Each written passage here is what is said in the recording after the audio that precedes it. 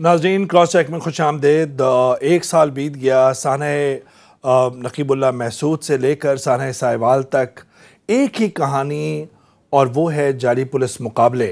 और आज inquiry committee की जो रिपोर्ट हुई है इंसदाद दहशतगर्दी की अदालत में कराची में, उसमें ये बात सरासर झूठ करार दिया है कि इस तरह का कोई भी इनकाउंटर जो था वो सही था। ये कह रहे हैं कि बिल्कुल झूठ, बेबुनियाद, और उसमें ना कोई ग्रेनेड, ना कोई असला। नकीबुल्लाह महसूद और उसके 3 साथियों को मारा गया था। राव अनवार जो ऑल पावरफुल पुलिस ऑफिशियल थे कराची में, और उसके बाद उन्होंने कहा था वो दहशतगर्द हैं। लेकिन आज एक साल बीत जाने के बाद ये इंक्वायरी कमेटी की रिपोर्ट आई है, और आप देखिए कि उसके अंदर, उसके साथ ही जब सानह साहिवाल हुआ तो उसमें भी यही कहा कि ये दहशतगर्द है, सहूलतकार है इसके अंदर। और उसके बाद जो मामला खुला तो फिर वो था कि ये पुलिस मुकाबला था। खलील, उसके घर वाले सारे करार दिए गए बेकसूर, लेकिन साथ में उन्होंने कहा ऑपरेशन 100% दुरुस्त। कैसे ये डबल स्टैंडर्ड है, कैसा इंसाफ। ज़ीशान कह रहे हैं अभी तफ्तीशकार कि दहशतगर्द है, सहूलतकार, तो अब आप उसके शवाहिद इकट्ठा कर रहे हैं। मारे जाने का हक किसको, उसको हक हासिल था।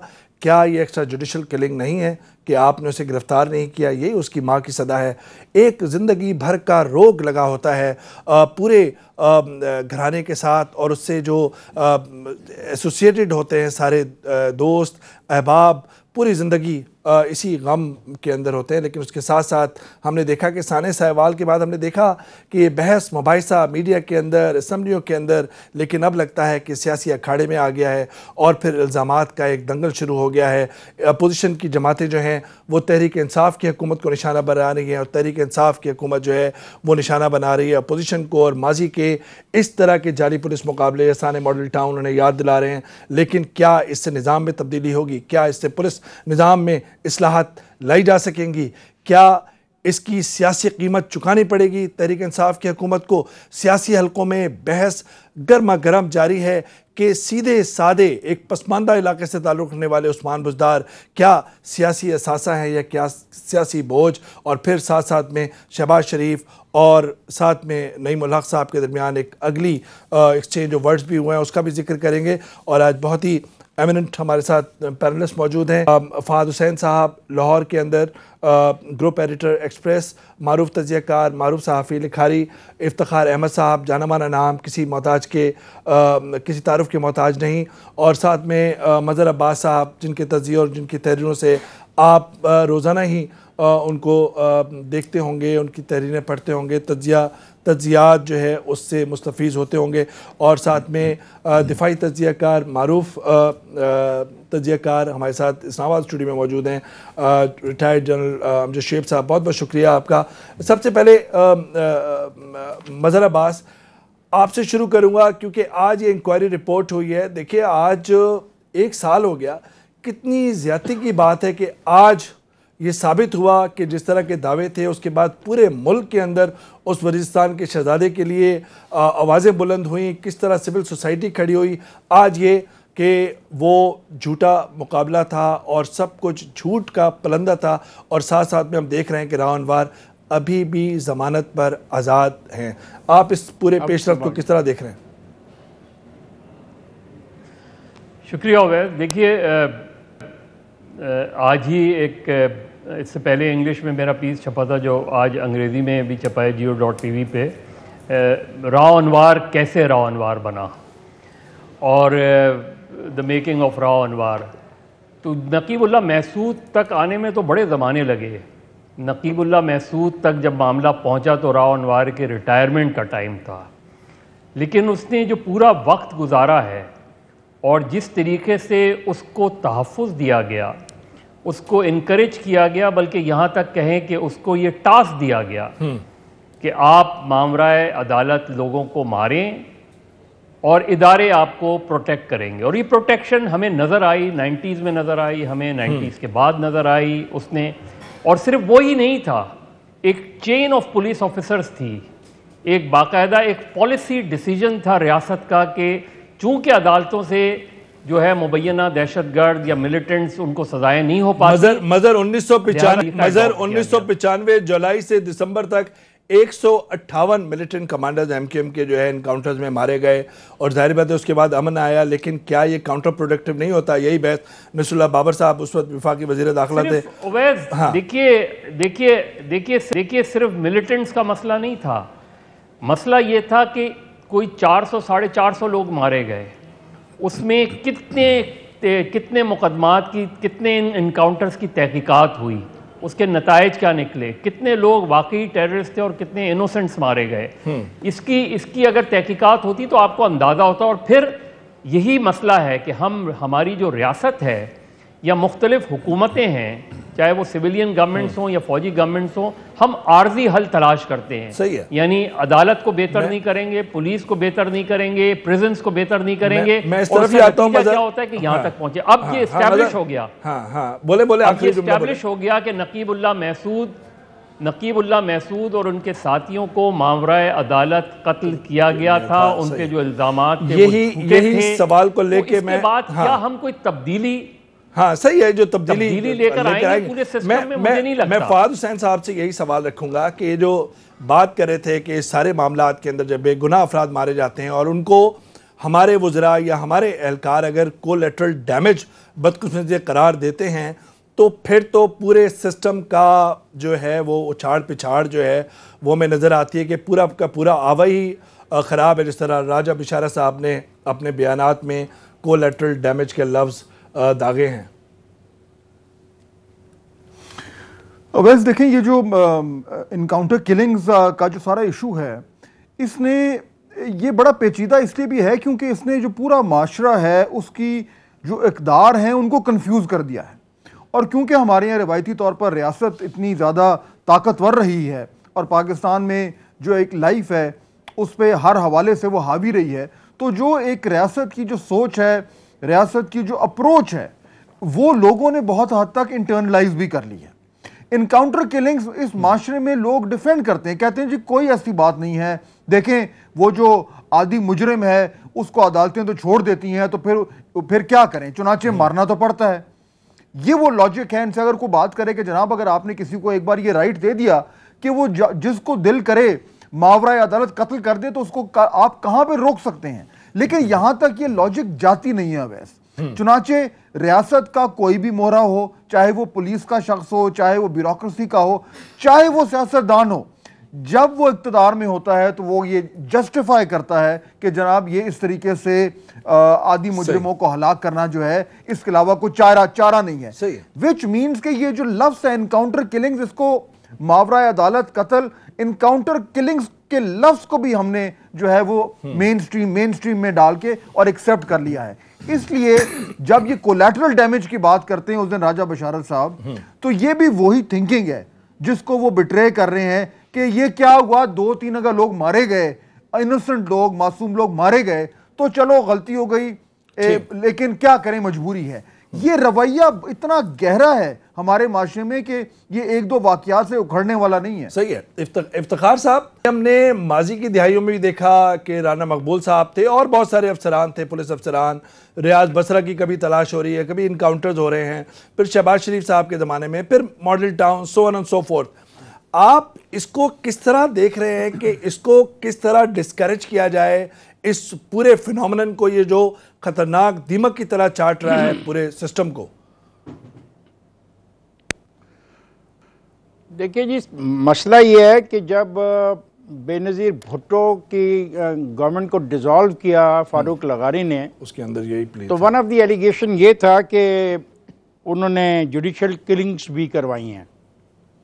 میں فاروق لغاری کو ملا اور میں نے فاروق لغاری کو جب گورنمنٹ انہوں نے برطرف کر دی تو میں نے کہا فاروق لغاری صاحب کیا آپ پسند کریں گے کہ جو ایکسٹرا جوڈیشل کلنگ اس زمانے میں ہوئی ہیں اب ان پہ کارروائی کی جائے اور ان کا ریکارڈ عوام کے سامنے لایا جائے؟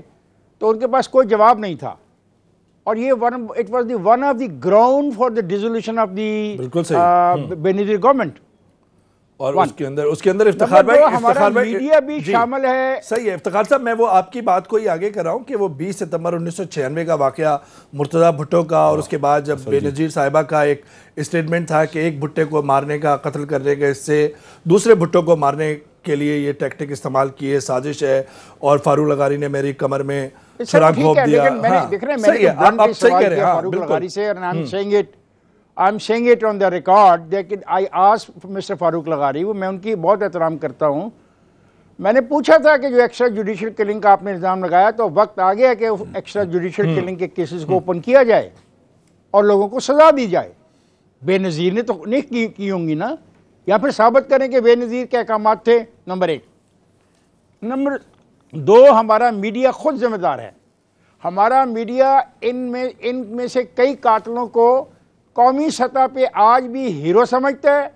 وہ لیکچر دیتے ہیں, وہ مضامین لکھتے ہیں, وہ کنونس کرتے ہیں, ہم ان کو انتہائی دانشور محفلوں میں بلاتے ہیں اور ان کی دانش کو انجوائے کرتے ہیں. بہت ہی جی. تیسری بات ہے کہ پولیس میں کوئی چیک اینڈ بیلنس نہیں ہے.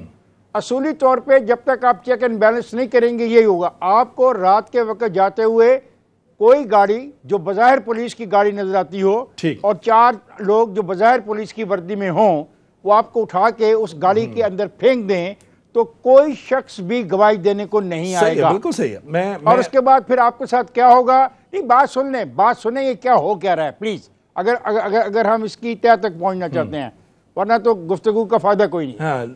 پولیس والے کو یہ اجازت کس نے دی ہے کہ وہ ASI سے کم لیول کا آدمی سڑک پہ کھڑا ہو کے آپ کو پوچھے, آپ کو روکے اور آپ کو انٹرسیپٹ کرے؟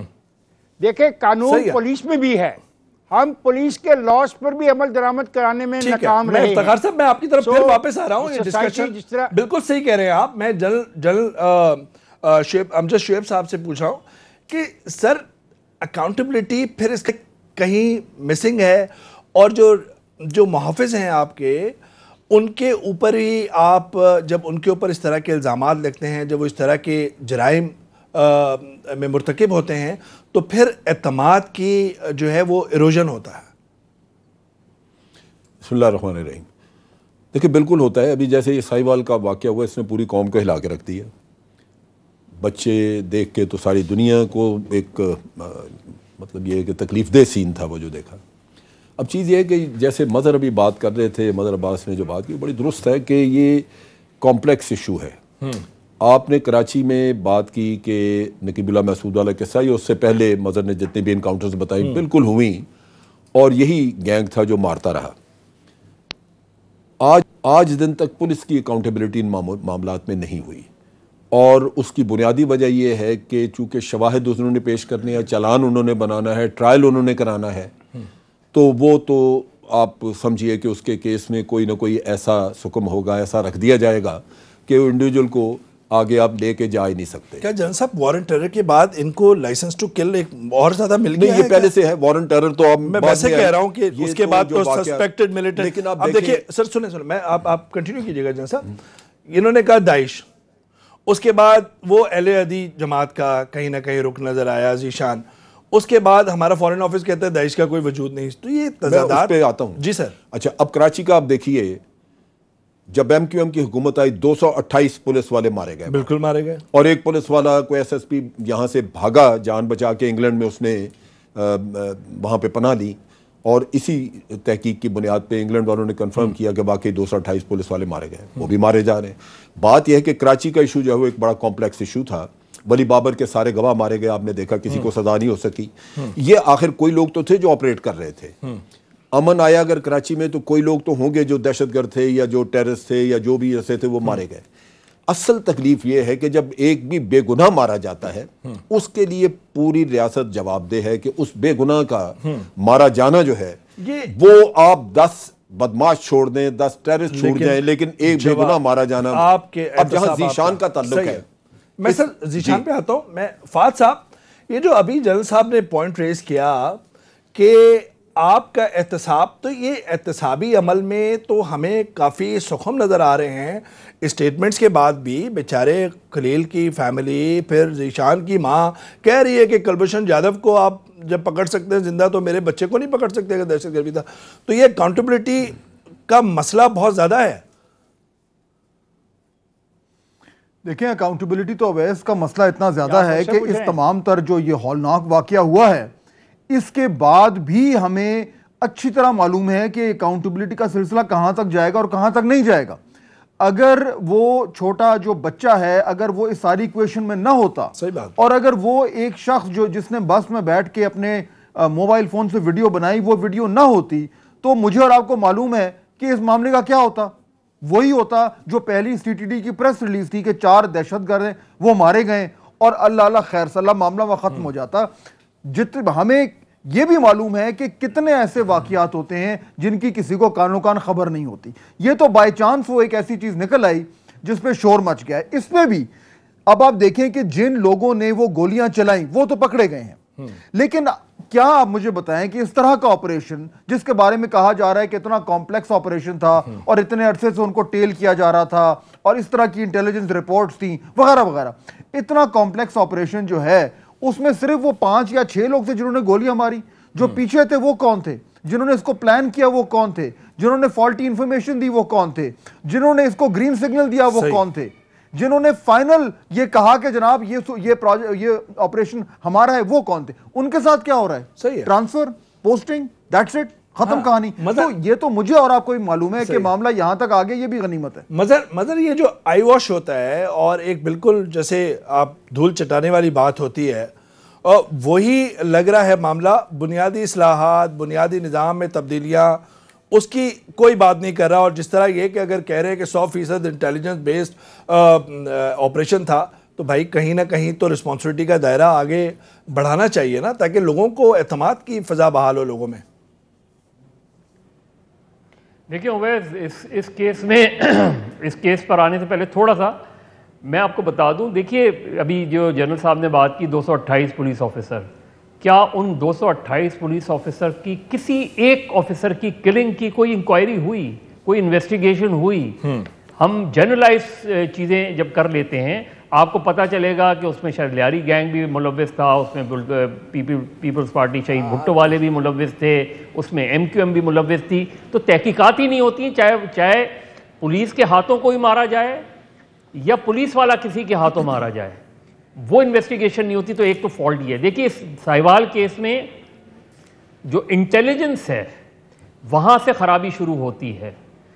کیا ذیشان کرمنل تھا, کسی ٹیررسٹ ایکٹیویٹیز میں انوالوڈ تھا؟ صرف اگر یہ اب تک اسٹیبلش ہوا ہے کہ جی داعش سے اس کا لنک اس لحاظ سے اسٹیبلش ہوا کہ جی ایک آدمی جو مارا گیا اس سے اس کی آڈیو بات ہوئی تھی, اس سے اس کا کہیں بھی ابھی تک کرمنل ریکارڈ نہیں پتہ چلتا. تو انٹیلیجنس جو تھی, ہاں صحیح ہے. میں وہ جنرل صاحب کچھ ایڈ کرنا چاہ رہے ہیں, پھر میں بریک پہ لوں گا, پھر افتخار صاحب سے اس پورے معاملات کی کہ کس طرح اس معاملے کو حل کی طرف لے کے جائے. بات تو کمپلیٹ کر لینے. ہاں بات کریں کمپلیٹ کریں آپ. جی دیکھیے میں صرف ایک یہ بات کہہ رہا ہوں کہ اگر ذیشان اپنے گھر میں رہ رہا تھا مسلسل, ذیشان کی جو گاڑی استعمال ہو رہی تھی وہ ادھر ہی موجود تھی, تو کیا ذیشان گھر سے گرفتار نہیں ہو سکتا تھا؟ یہ کیسی انٹیلیجنس نیٹ ورکنگ ہے کہ جس میں ایک آدمی اپنے گھر پہ رہ رہا ہے اور وہ اگر کسی اس کا کہیں لنک بنتا ہے تو اسے وہاں سے نہیں پک کیا جاتا. پھر جہاں اس میں بہت واضح طور پہ ہے کہ بچوں کو نکال کے مارا گیا ہے, تو اس کا مطلب یہ کہ یہ انکاؤنٹر تو کہیں سے اسٹیبلش ہی نہیں ہو رہا. بچے نکالے گئے, اس کے بعد 30-35 گولیاں ماری گئی ہیں. تو یہ کولڈ بلڈڈ مرڈر, اور ذیشان کی طرف سے کہیں ریزسٹنس نہیں نظر آ رہی. صحیح ہے, بالکل جو ایڈیشنل چیف سیکرٹری کہہ رہے ہیں, ہوم سیکرٹری کہہ رہے ہیں, وہ بھی یہ کہہ رہے ہیں کہ اسلحہ کہیں گاڑی سے نہیں ملا. تو اتنی فالٹی انفارمیشن پہ آپ نے یہ آپریشن کیا ہے, یہ نہ انکاؤنٹر ہے ناظرین, ایک چھوٹا سا, نہ یہ انٹیلیجنس بیسڈ آپریشن ہے, کولڈ بلڈڈ مرڈر ہے, یہ صرف کولڈ بلڈڈ مرڈر ہے. چھوٹا سا ایک بریک کے بعد جب آئیں گے تو افتخار صاحب اور جل صاحب سے سوال رکھیں گے کہ کولیٹرل ڈیمیج جس کا چرچا رہا ہے بیانات کے اندر, اس کے اندر کتنا سسٹم کا کولیٹرل ڈیمیج ہوا ہے, اعتماد کا کولیٹرل ڈیمیج کتنا ہوا ہے, اور پھر فہد اور مظہر سے پوچھیں گے کہ سیاسی جو کولیٹرل ڈیمیج ہے اس کی قیمت کیا عثمان بزدار صاحب کو ادا کرنی پڑے گی. ایک چھوٹا سا بریک کے بعد حاضر ہوتے ہیں.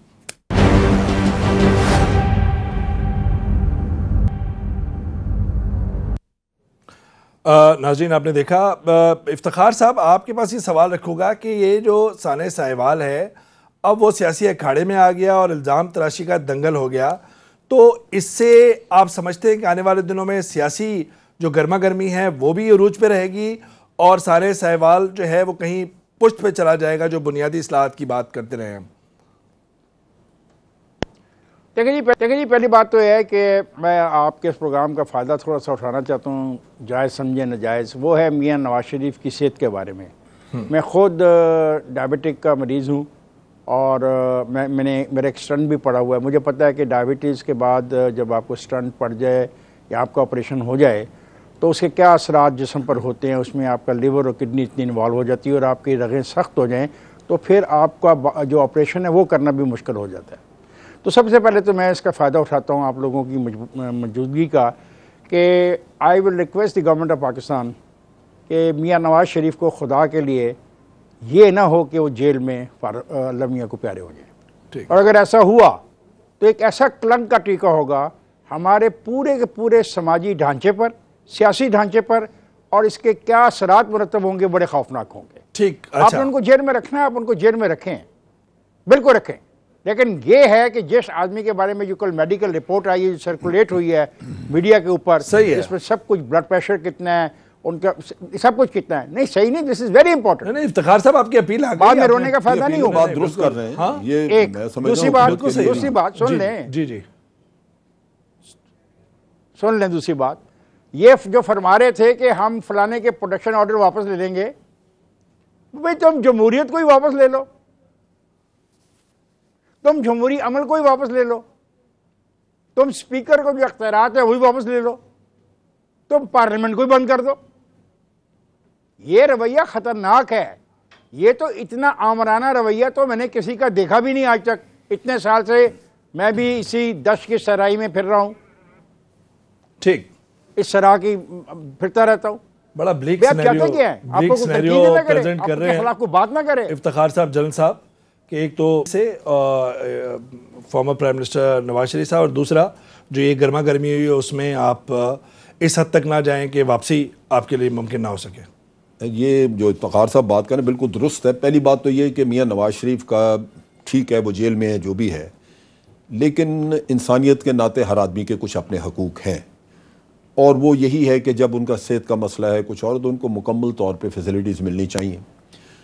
इस सूरत में मेरा ख्याल है उनको हॉस्पिटल में एडमिट करवाना चाहिए ताकि वहाँ पे वो अंडर केयर रहें किसी की, क्योंकि जेल में तो वो फैसिलिटीज़ नहीं होती। सो नेचुरली ये हुकूमत के लिए मेरा ख्याल एक लम्बा फिक्रिया है कि ऐसे मामलात ये किसी के साथ भी ज़िंदगी में हो सकती हैं चीज़ें। सो इनको एक इंसानी नुक्ता निगाह से देखना चाहिए। ठीक है। दूसरी बात जो इफ्तिखार साहब कर रहे हैं वो इसको एक तो सियासी पहलू देना नहीं चाहिए था। मैं बड़ा हैरान हूँ कि वो लोग इस तरह धड़ल्ले से इस चीज़ की तनकीद कर रहे हैं और तामीरी तनकीद नहीं है जहाँ आपके फलां इस्तीफ़ा दे दे, ये दे दे, वो दे दे। ये वो चीज़ें हैं जो कि इसको पोलिटिसाइज करने के लिए आप उसमें अपना एंगल लेके चल रहे हैं। ऑपोजिशन और हुकूमत दोनों को जिम्मेदारी से आगे बढ़ना चाहिए। ये इस्तीफे की बात करना तब भी, अगर तो उस वक्त शहबाज शरीफ साहब ने इस्तीफा दे दिया होता तो मैं कहता जी आज बिल्कुल इनका भी बनता है। ठीक है। एक तो वो नहीं, दूसरा उन दोनों वाकयात का मवाजना कोई नहीं। सही है। जो मॉडल टाउन का वाकया हुआ था वो करवाया गया था, खुद एक कॉन्फ्रेंस करके मीटिंग में तय हुआ और फिर वो पुलिस लॉन्च की गई। यहाँ एक अंधा ऑपरेशन है जहां पे कि आप एक इंफॉर्मेशन की बुनियाद पे काम कर रहे हैं और जो लोग वहां मौके पे मौजूद थे उनकी गलती है कि वहां से जब वो कार में बैठे हुए लोगों ने कोई मज़ाहमत नहीं की, वो दहशतगर्द से कुछ भी हो, जब उन्होंने मज़ाहमत नहीं की तो आपका गोली चलाने का कोई हक बनता नहीं। दोनों वाकयात मजम्मत के काबिल। आज फहद साहब, उस्मान बुज़दार साहब वज़ीर आला पंजाब की मुलाकात हुई वज़ीर-ए-आज़म इमरान खान साहब से, और हम ये देख रहे हैं पूरे सियासी हलकों के अंदर भी और आपके कॉलम भी कि क्या एक कोलैटरल डैमेज उस्मान बुज़दार साहब हो सकते हैं क्या इस पूरे उसके, हालांकि सीधे साधे आदमी हैं, सब कुछ है। देखिए इसमें देखें पंजाब गवर्नमेंट जो है वो बहुत शदीद दबाव में है, इसमें तो कोई शक नहीं है।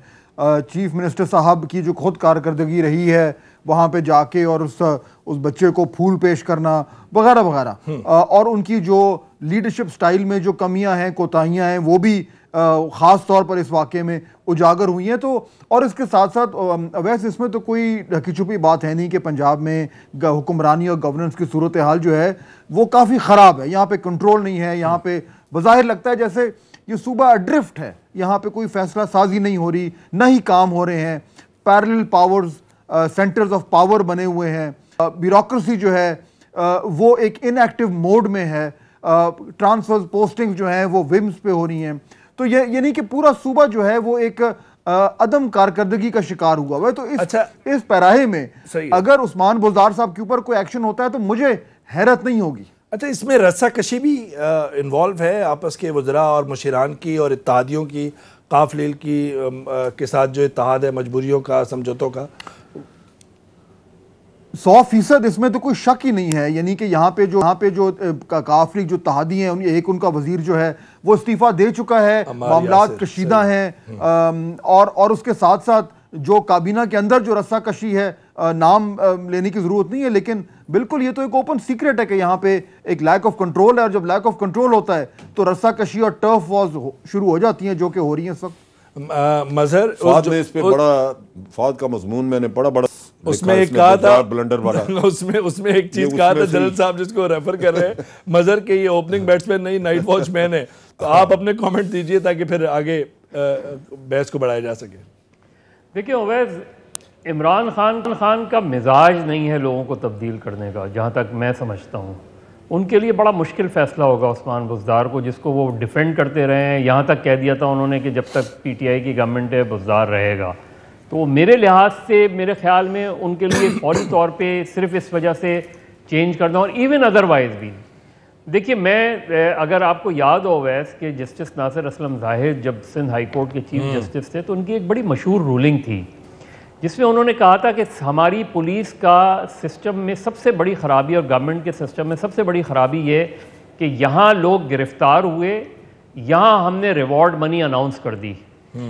ہونا یہ چاہیے کہ اگر کوئی بھی واقعہ ہو, جب تک اس کی تحقیقات کمپلیٹ نہ ہو اور کوئی چیز ثابت نہ ہو, اس وقت تک ریوارڈ نہیں دینا چاہیے, نہ ان لوگوں کے خلاف کارروائی کرنی چاہیے. تو یہاں ہم ماڈل ٹاؤن کا آپ واقعہ اٹھا کے دیکھ لیں, اور واقعات اٹھا کے دیکھ لیں, ہم کیسز خراب کرتے ہیں, اسے پولیٹیسائز کرتے ہیں. کبھی بھی کرائم میں اگر آپ جوڈیشل کمیشن بنائیں گے تو اس کا مطلب یہ ہے کہ آپ اس کرمنل انویسٹیگیشن کو خراب کر رہے ہیں. جوڈیشلائزیشن تو ہمارے یہاں یہ جو امیجیٹ ریاکشنز ہوتے ہیں, عوام کے کہنے پر امیجیٹ ریاکٹ جو کرتے ہیں ہم, یہ اس سے کیس خراب ہوتا ہے. ٹھیک ہے, ایک ناظرین چھوٹا سا بریک کے بعد پھر افتخار صاحب, جنرل صاحب اور فہد حسین صاحب اور مظہر عباس صاحب سے بحث جاری رہے گی کہ یہ تو طے ہے کہ سیاسی ریوارڈ کوئی امید نہ لگائے پنجاب حکومت اور ایڈمنسٹریشن کے اندر. ایک چھوٹا سا بریک, اور بریک کے بعد آتے ہیں.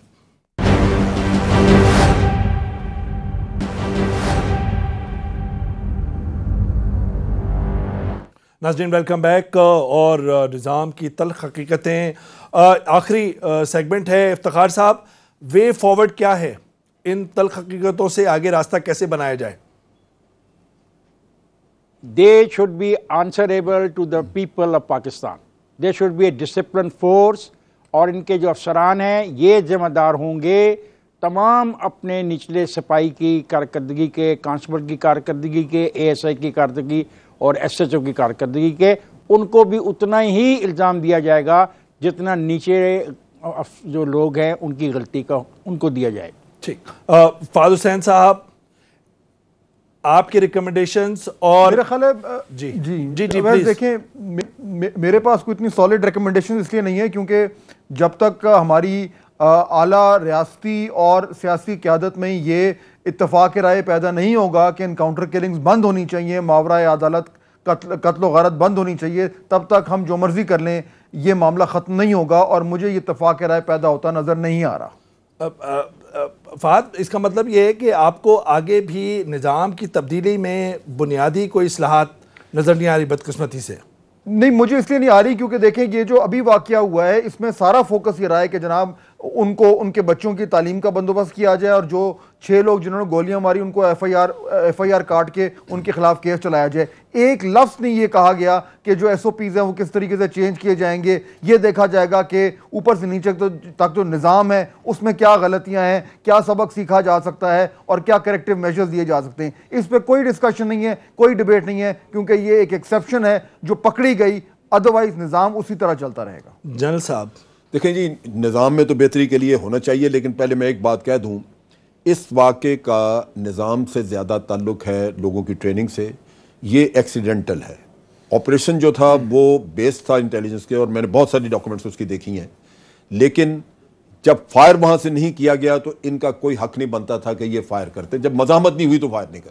سو یہ جب پولیس فورس ٹرینڈ نہیں ہوتی تو یہ انڈر پریشر, ذہنی پریشر پہ یا خوف کی وجہ سے کہ جی پتہ نہیں آگے سے کچھ آ جائے گا, بہت بڑا بلنڈر تھا. یہ بچوں کو نکالا ایئرپورٹ اپنا پیٹرول پمپ سارا بعد میں ہوا نا, یہ تو سارا بعد میں ہوا. لوگ یہ پہلے مار چکے تھے, اور یہ مارنے کا کام اس وقت ہوا جب کہ کار میں سے کسی نے ریٹیلیٹ کیا ہی نہیں. یہ ایک اصول ہے کہ جب تک آپ کے اوپر فائر نہیں آتا آپ کسی کو نہیں ماریں گے. صحیح ہے. یہ ایکسٹرا جوڈیشل کلنگ عام طور پہ جو پلانڈ کلنگ کی جاتی ہیں, جیل سے اٹھا کے آدمی کو لے جا کے باہر جا کے مارا جاتا ہے گاؤں کے پاس, اس کا بھی خاتمہ چاہیے, وہ ختم ہونی چاہیے چیزیں. جی مدر عباس صاحب. دیکھیے, جب تک آپ کی ریاست یہ فیصلہ نہیں کرے گی کہ کس طریقے سے آپ کو چلنا ہے, دیکھیے آپ کا عدالتی نظام, آپ کا پولیس کا نظام اور آپ کی جیل, اور سب سے امپورٹنٹ جیل اس لیے میں کہہ رہا ہوں کہ اس کرمنل کے اندر وہ خوف ہی نہیں ہوتا, وہ تو انجوائے کرتا ہے جیل میں جا کر, کیونکہ اسے جیل میں ہر فیسلٹیز ہوتی ہے. دوسرا یہ کہ ایکسٹرا جوڈیشل کلنگ کو جب تک ہم گلیمرائز کرتے رہیں گے, ہم نے دکھائے ہیں انکاؤنٹرز یہ کہہ کے کہ یہ انکاؤنٹرز ہیں, جبکہ ہمیں پتہ ہے یہ فیک انکاؤنٹرز ہیں. میڈیا نے راؤ انوار کے انکاؤنٹرز, کئی 100 انکاؤنٹرز دکھائے ہیں. وہ لے جاتا تھا, میڈیا دیکھتا تھا اور اس کو ہم پورٹرے کرتے تھے. تو ریاست نے فیصلہ یہ کرنا ہے کہ آپ نے عارضی حل تلاش کرنا ہے.